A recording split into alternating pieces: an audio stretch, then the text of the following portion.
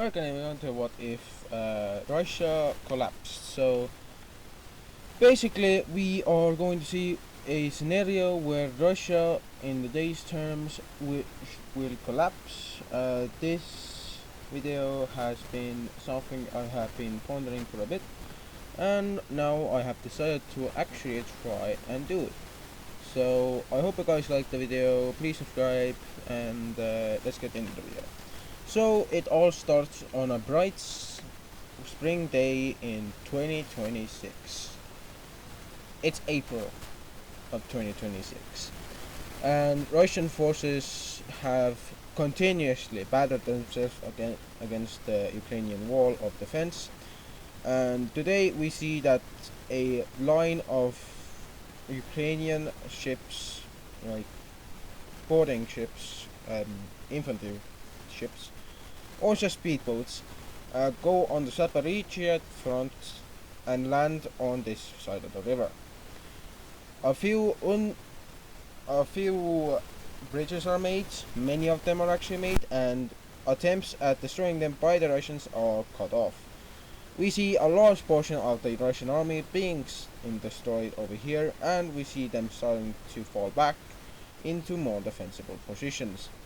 A landing takes place over here in the back lines, which manages to push back and destroy a lot of the attempted attack route, and manages to also gain a bit of Crimean land, which actually manages to regain public support from other countries. And it all becomes very apparent that Ukraine has just made it off with its large amount of drones. It has just decided to attack, and towards the Pokrovsk areas and Mirnohad areas, we see a large pushback by the Ukrainians, managing to take out a lot of the Russian front.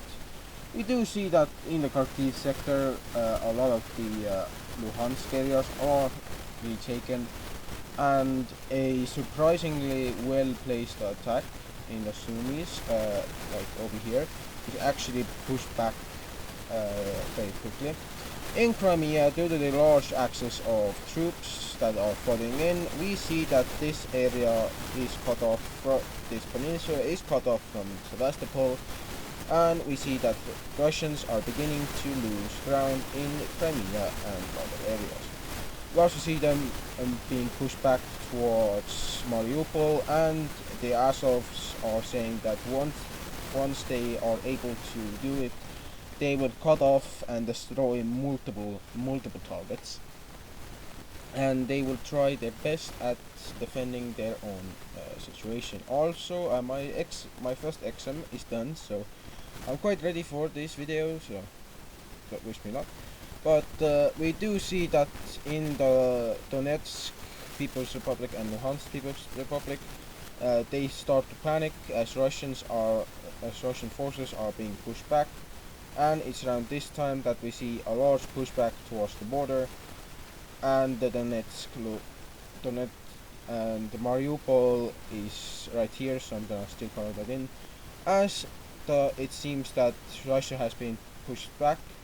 Russian forces begin to retreat en masse, and it's apparently made that Russians in Mariupol are trying to defend the city as much as possible, but it's beginning to get harder and harder as Mariupol is getting surrounded on all fronts, and the Ukrainians have just managed to liberate Mariupol.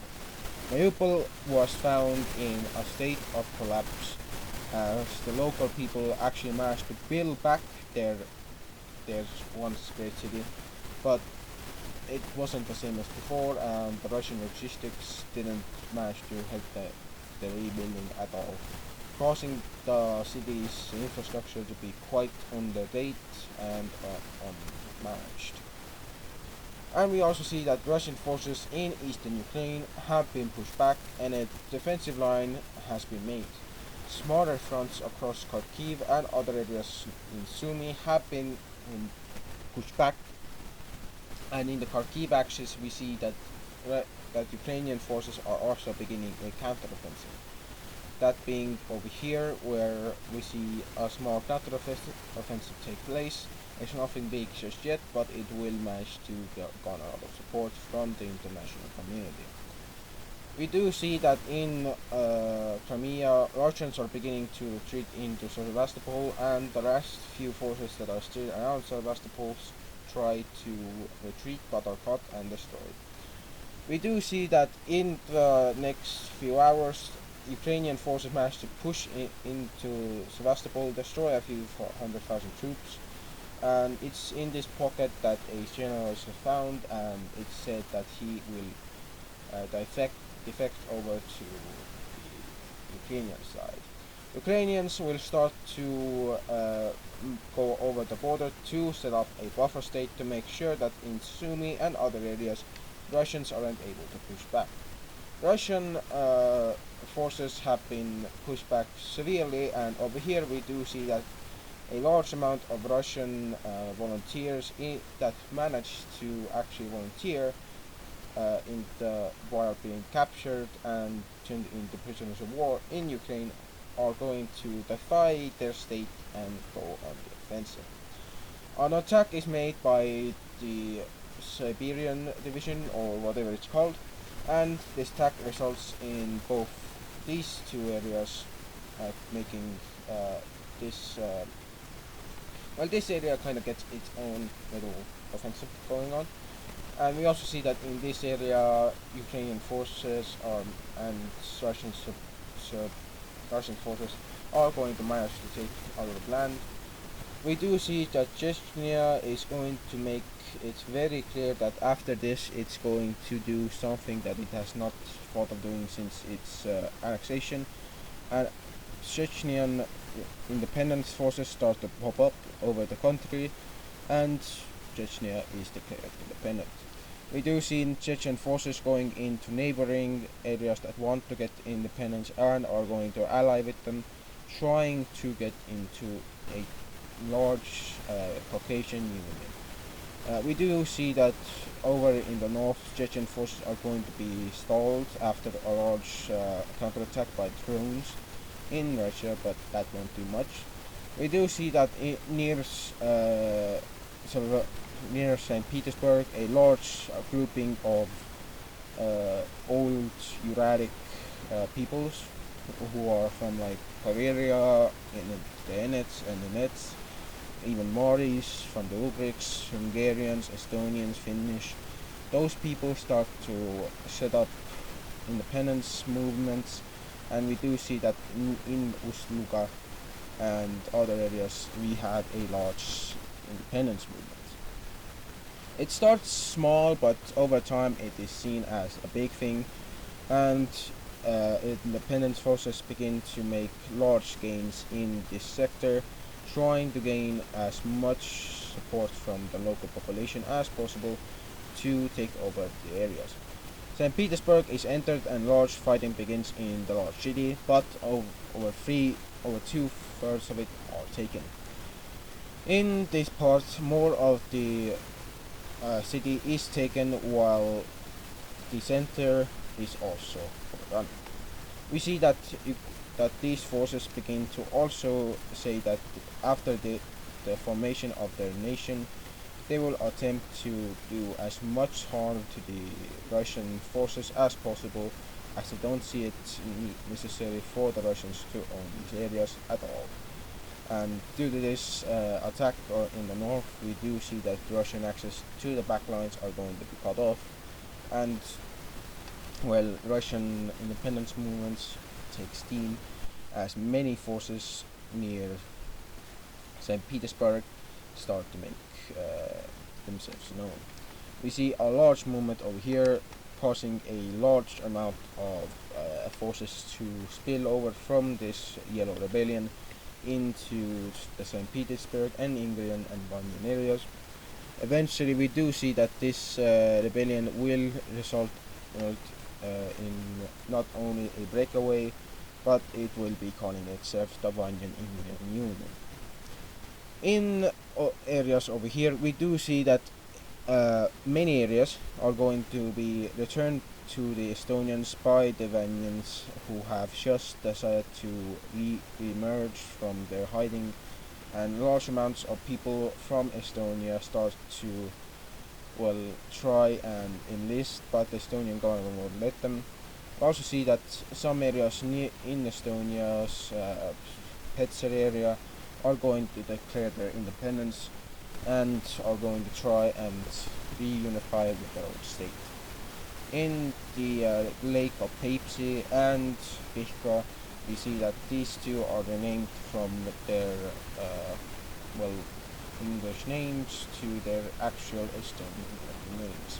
Estonia has been permitted to take back these lands after a large movement has been made, and some very secret, very unexpected forces will suddenly start to make themselves known as Latvian separatists start to pop up over here, and Russians are pushed out of Latvia as a whole.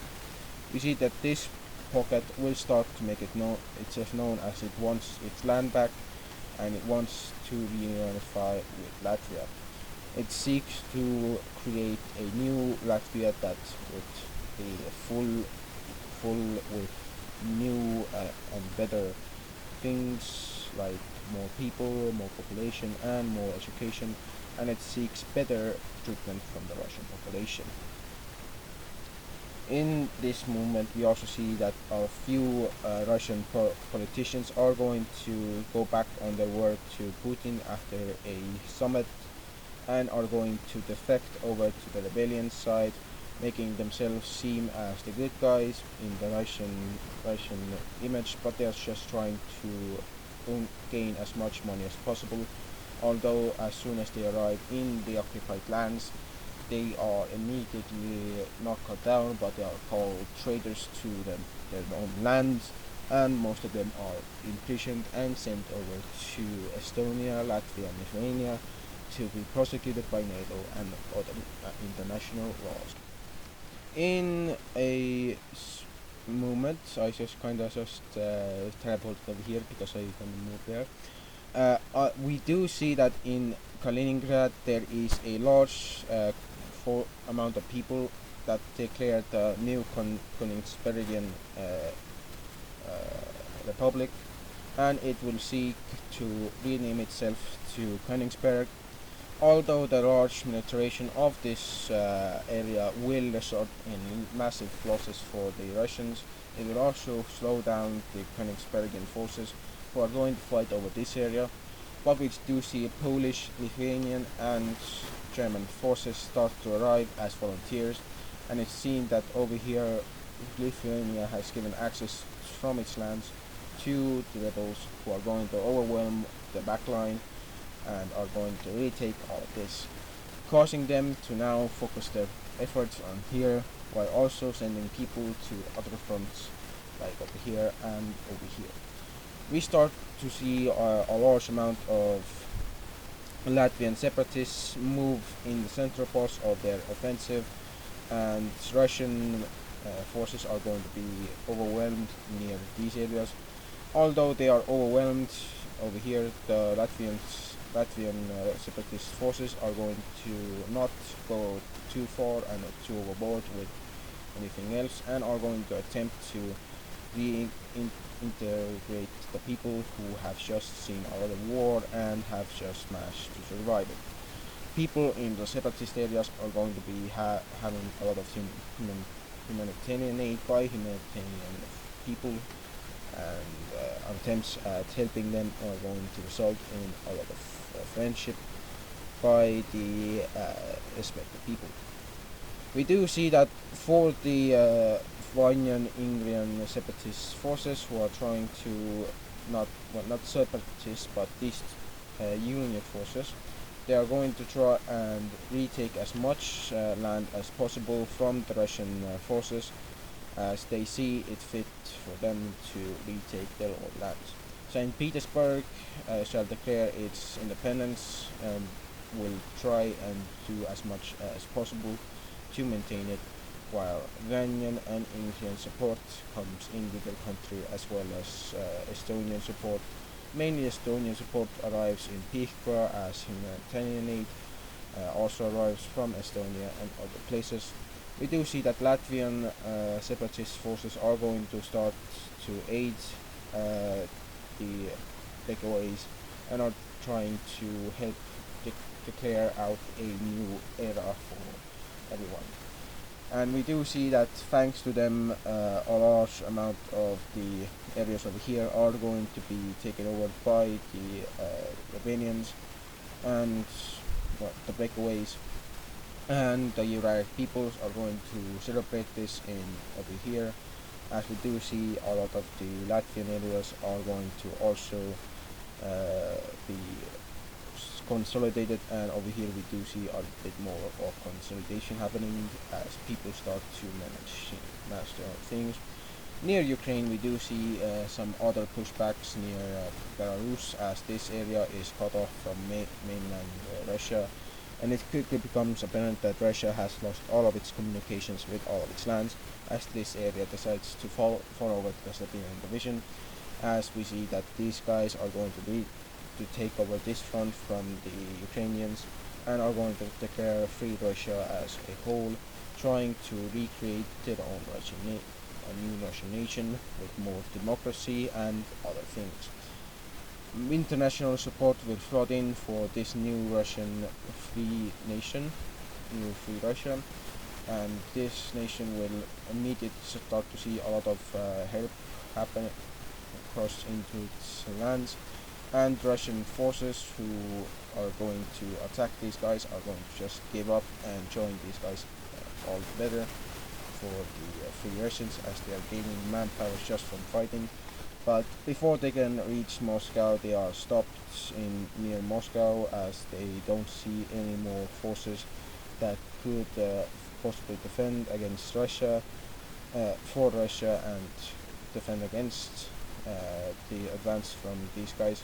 But it comes apparent real quick that it actually is a fluke, as well, a counter attack that is going to happen, as we do see that Russian forces are going to start to make their way, the Putin loyalists are going to start to make pushbacks in already taken areas, but unfortunately for them, they do not manage to retake as much land as they would like. Although they have beaten back the independence movements, they did not beat back the Chechen movements before independence. As we can see, the Chechens have started to make their way up over here and are intentionally evading the Dagestani areas, as they're trying to make Dagestanis support them and support their own individual nation, as we do see Dagestanian independence movements start to take steam in Dagestan.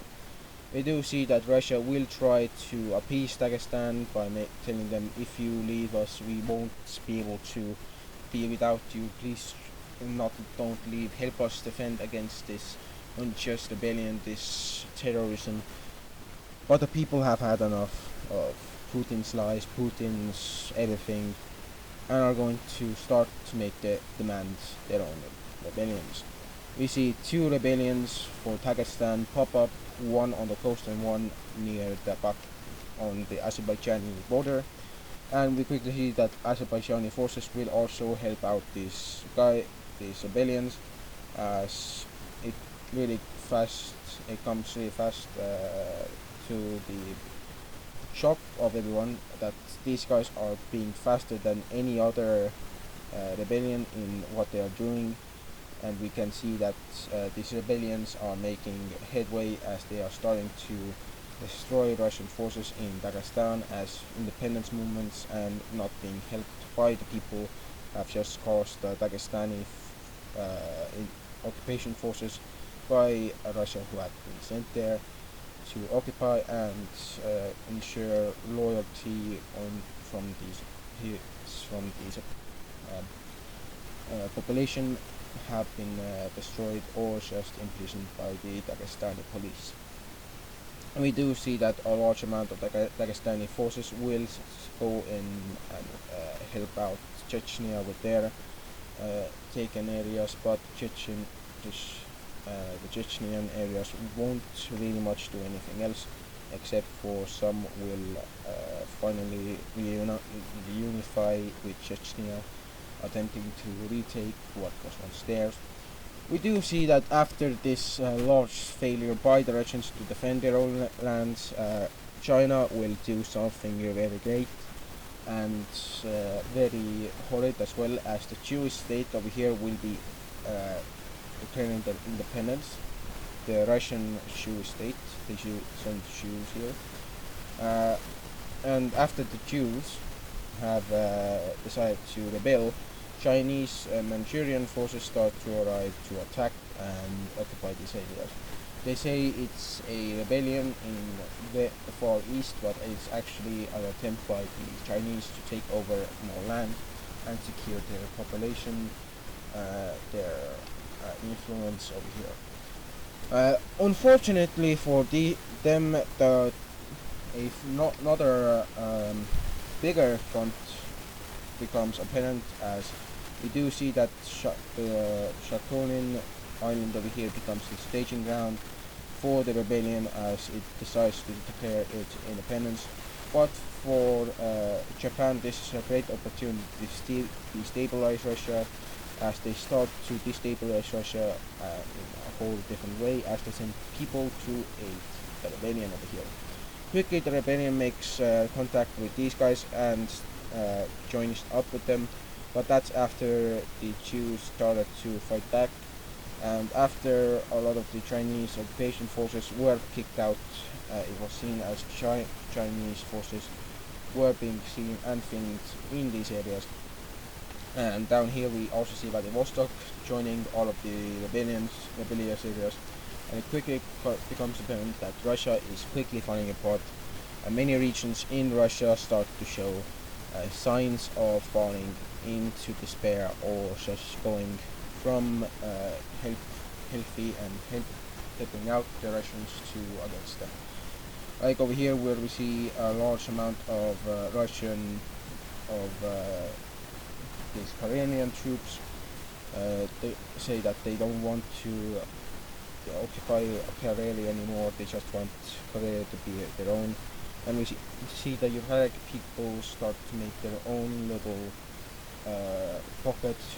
The Karelians start to make their own little pocket of Karelian resistance. And we do see that the Karelian peoples will start to make a movement called the Free Karelia movement.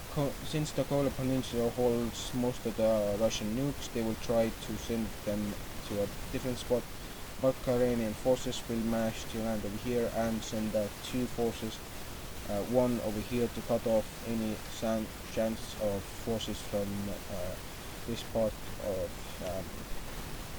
any nukes from here to reach anywhere else in Russia, and also over here on the coast, where they start to take over any and all ports to other areas, as the Polans start to also demand their independence.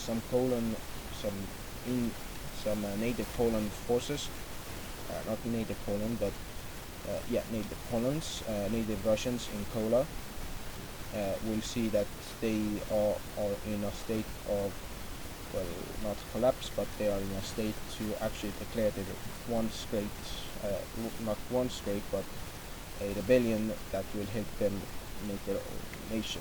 We also see that this rebellion over here will result from the Polans propping it up, and we also see a large movement by the forces of the Uralics, as we do see a large amount of Euro peoples will start to rise up in the Uralic areas, and a lot of the areas over here start to also prop themselves up, and we see a large independence movement gain steam as Uralic people start to massively push against the Russian injustice against their own peoples. And as we can see, Russians are trying to hold on to their most valuable areas in the Nordics, well, not in the Nordics, but in the Arctic Circle.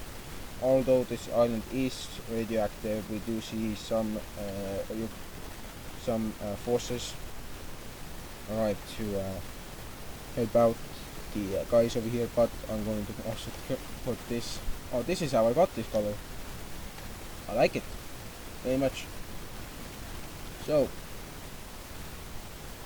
let's go. I'm gonna see some. Let's go. I'm just going to color in these areas because I just want to have like at least this fixed.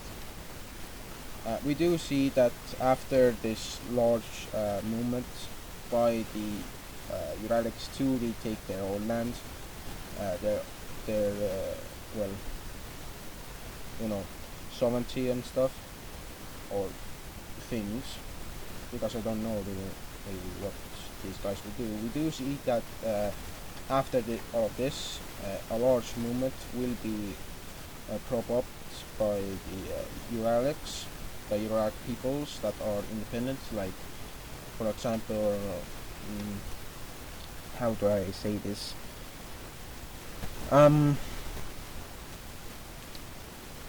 Well, I can't really say this in the literal sense, but I can say that these guys, the what was it? The Finnish and the Estonians will make it really known that they are in support of these areas to claim their independence, and we also see that a large amount of some of the Samis will just make their own nation as the Sami nation. The Sami nation will be near, will have its capital in Murmansk, and Murmansk will become their sea time, their seaway capital, and they will start to send out people and warriors to fight on the Murmansk axis. And as we can see, this attack has been, well, this movement has gained so much steam that it has managed to make its own border already, and it has also managed to attract the Colan and Karelian forces to retake their own lands. We also see that this movement over here manages to gain a lot of steam. We do see that the Karelians do manage to push over here and cut off the Petersburg peoples from doing anything else. But in a sudden shock of things, we do see that Finnish forces will start to, well, not Finnish, but Finnish ethnic peoples will start to be arrive in these areas, trying to retake their old lands. And as you can see, a lot of these areas are trying to just do what they want to retake their own lands. Although it's very known that the Karelians are being pushed back, the Samis are nice enough to the Finnish and allowing them to occupy at least some areas in them to a certain extent, like these areas and these areas leading up to Murmansk. That they are going to get safe. So Murmansk is still here as the Sami capital, but it's seen as just a good place for the Samis. Speaking of the Samis are starting to migrate over here and starting to help out the people. Although it's also seen that the Sami people will not be able to hold on to these lands as the Finnic people start to arrive to retake their own lands. And we see that a lot of Finnish ethnics will start to stop around here and say that the Republic of these guys will be also made into kind of a thing. I don't know what thing, but we do see that a large amount of Finnish people will start to move over here, and the Vanyans to take over what's left of the St. Petersburg area, but the Finnish people over here start to build up their own areas and start to declare themselves as part of Finland. But as we are talking, we do see that a large movement by the Free Russians is made to retake Moscow, as they want to retake the city that once was theirs.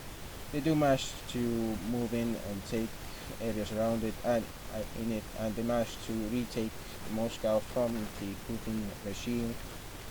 And after it is done, after the deed for independence is done, we do see that the Russian forces are going to be given back to what they were once, and we do see that in accordance with these two areas, we do see that the Siberian areas, Samoyetic areas are going to be taken over by the Uralic peoples, who are going to take over that. They're also not going to take over as much of the lands that's up here in the Arctic Circle, but they're going to do all of stuff and take over that. And we do see the new Far East Republic taking place, although we do see that in a very big movement, the island of Sakhalin will be taken over by the Japanese to reinstate their well, not reinstate, but retake their own lands, all territorial ambitions, and the Far East recognizes all of that. But going over here, we do see that in an attempt to appease these peoples, we see that the Latvians are going to be able to take the areas they have taken, and are going to be able to also make a bit of more gains, as they did demand in the peace treaty that they take as much land as they want. And as we can see, they have already managed to take as much as they want, but for the Vanyans and the Ingrians, they will make a large movement known that they will not stop and will continue their advances. For the Finnics, they with the northern peoples are, as well as these guys, are going to say, okay, we are done, we won't move anymore. And for the Chechens and Dagestanis, it won't be the last thing, but well, at least they are able to prop up a few more rebellions before they stop. Ukrainian forces are going to be pushed out of these areas, but we do see that the Siberian battalion will take over at least some areas over here and just say, okay, we are declaring our own Black Sea Republic, the Republic of the Black Sea, or something like that. They are going to declare their own republic over here. And when Free Russia tries to contest this, the world will look at them like, let them have their own thing. Don't be like the old Russians. And the new Russian government will be quite overwhelmed by international feelings, as they are going to allow these guys to exist. For the Vanyans and Ingrians, they will make their borders known like this. And after making the borders known, we go all the way back to our once great nation's existence, and I'm gonna see you guys in the peace treaty. Welcome to the peace treaty, and as you can see, Russia has been severely cut up. Let's see who is going to gain what and who is going to be what. So we're going to see that Estonia will be granted these areas after a long peace treaty with the new with the Petserian Republic, and the Petserian Republic will immediately join up with Estonia, regiving them the more old lands. And also there's a large a lake here that's like, it would be its own sea, but it doesn't have direct sea access. So yeah, we also see the Vanyar Republic in its independence, same with the St. Petersburgian independence and the Ingrian independence. As you can see, the Ingrians have parts of Ust-Luga, but Ust-Luga will be the Vanyar capital, as they see no reason to not make it the capital. We do see this small movement over here actually managed to gain a lot of land over here, as they kind of sold off their lands so they could actually be very more recognized in the international stage as actual separatists who are fighting for their nation's freedom.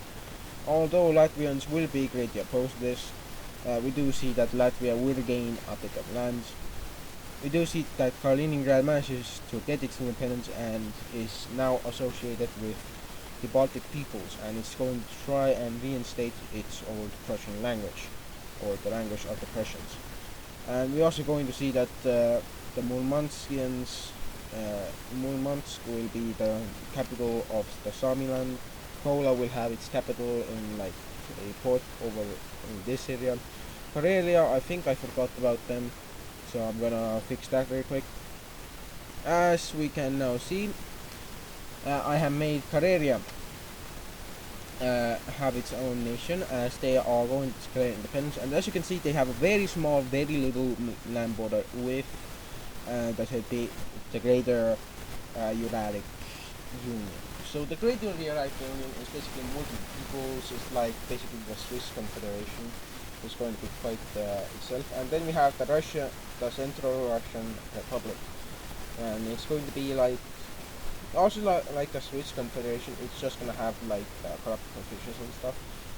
It is in the process of fixing all of that, but apparently the corrupt officials are doing the stuff. Dagestan, this, and we have Chechnya, Ossetia, and Dagestan gaining the independence. There is a small part of land over here that wants their independence, but it wasn't gifted that, and we see the small area here actually being annexed by Georgia, making their panhandle look very funky. They have another panhandle down here, but this one is now noticeable. We do see that Ukraine kinda gains a few pieces of land after the peace treaty summit, even though they don't want that.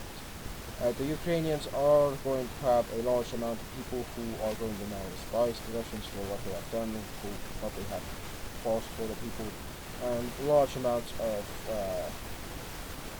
also this peace treaty is like in 2027,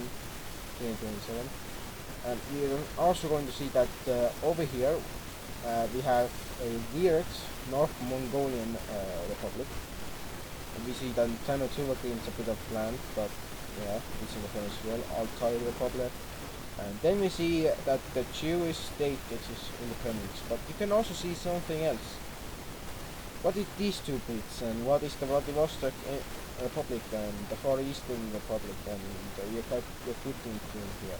Well, as you can see, these three are republics. This is a the Far Eastern Jewish Republic, and then we have the lands that are taken by the Chinese. As you can see, the Chinese take the only land border to the old Russian areas from the areas over here. Now they are more noticeable in what the lands over here look like, but yeah, we do have that. We also have this little panhandle that Russia kind of got, even though this small area wanted to be a part of the Mari Republic, which is like in these parts. It was not doing it, and one other Google who got annexed into this for this confederation. We do see that the Finnish will be able to gain their own lands, and after a long time of being separated, the Finnish ethnics and their parents in Finland will be united, and the lands as well. And as you can see, the Finnish have just regained their own lands, and this also marks the end of our great video. Thank you guys for watching. Also, I forgot to add that the USA kind of took a bit of land. I just kind of did that for the USA. They kind of want that. Japan gained its own islands as Sakhalin too, and China has lost a major trading partner. India lost a major partner as well. Pakistan kind of doesn't care. Iran is kind of in that. Well, so yeah, but mostly we gonna see that this is what has happened to Russia. It has been brought down to its last knees. The Black Sea Republic is also something I forgot to mention that. And we see two Russian states being made and a lot of other states as well, but mainly there's only one small Russian state that actually, well, city independence thing that actually managed to gain its independence. So as we can see, Crimea and the areas around it were taken back by the Ukrainians, and the Ukrainians now have a now funky looking thing Belarus gained 2 little bits of borderland, same with a few bits from Ukraine that actually did gain stuff. We do see that this area kind of just was absorbed. It would have been something like, let me just leave a quick at this. It would have looked something like this as a eastern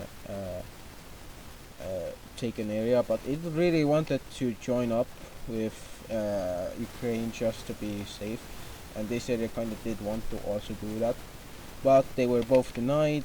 So this guy kind of wanted its independence, but this guy kind of didn't know what to do, so it's asked Russia, and it was ultimately annexed. For the republics over here, we do see that this is the South Mori Confederation, and we're Ugric nation. We do see that this is the Mori Republic, but these two this guy was forcefully taken in that guy, even though these are even though this land is technically part of the Mari Republic, which looks something like this. We do see that this area was not given its independence. This guy really wanted to be part of the Ugrics, but the Ugrics over here couldn't take it because international support was going to fall if they did that, because they didn't really want that much land to be given over to that guy, even though they were okay with all of this over here. Yeah, all of this was kind of given over to them. And they also have a border with Mongolia, but shocking from events that actually happened, the North Mongolian state was supposed to actually take up all of this thing, even though it kind of didn't fight for its own independence. But Tana Tuva and Altai kind of contested this, saying if you did have this, we'd have a direct border, and China would have like a client state that could like really influence you with over all of this, and that would just be a larger amount of Mongolian lands that would be just taken in a future annexation. So yeah, that was kind of just stopped as an idea, but as that is done and the video is over, then I will see you guys next time. Thank you for watching, and bye bye.